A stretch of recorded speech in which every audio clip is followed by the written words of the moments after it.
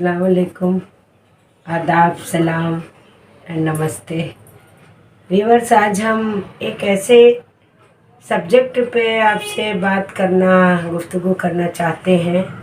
वो ऐसा है जो हम ख़वातीन में, हम औरतों में ये बहुत ज़्यादा ये बुराई का पहलू है कि हम कहीं जाते हैं तो हम उनसे कहीं भी कोई अच्छी सीख लेना नहीं चाहते, बल्कि हम बुराइयां निकालना चाहते हैं। और हमें ये नहीं पता है कि हम अपनी ज़बान से लोगों को कितना दुख दे देते हैं, कितनी तकलीफ़ दे देते हैं।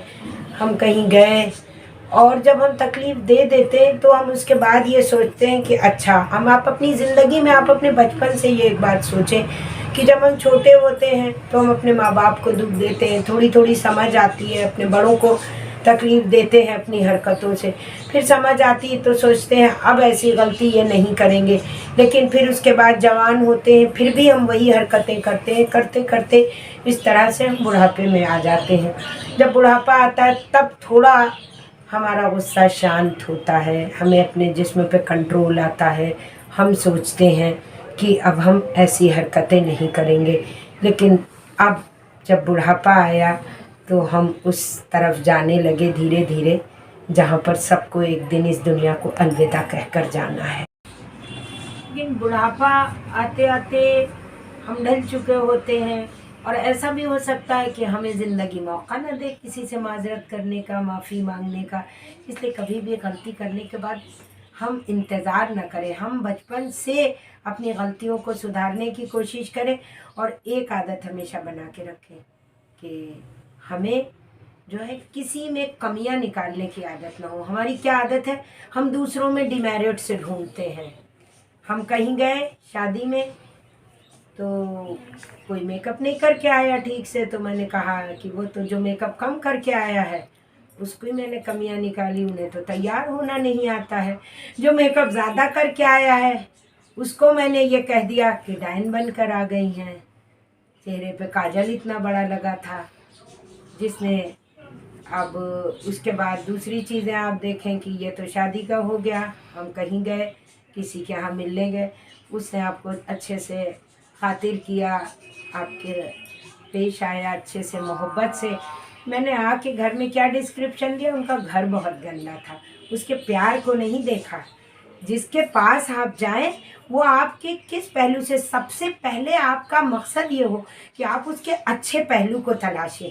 हमेशा हम दूसरों की अच्छाइयाँ ढूंढने की कोशिश करें, लोग मेरी अच्छाइयाँ खुद ब खुद ढूंढेंगे।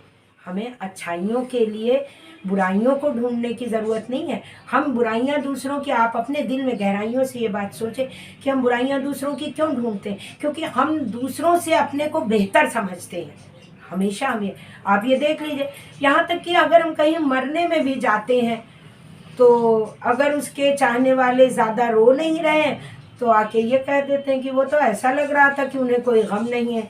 जो ज़्यादा रोते हैं तो कहते हैं कैसे कैसे मुंह फाड़ के रो रहा था। तो आप एक आदत ये बनाएं कि हम कमी दूसरों की, ये उसकी गलती नहीं है, ये मेरी गलती है। हम दूसरों में कमियां ढूंढने की आदत बना चुके हैं। सिर्फ एक आदत ये बना लें कि दूसरों में हम अच्छाई ढूंढें।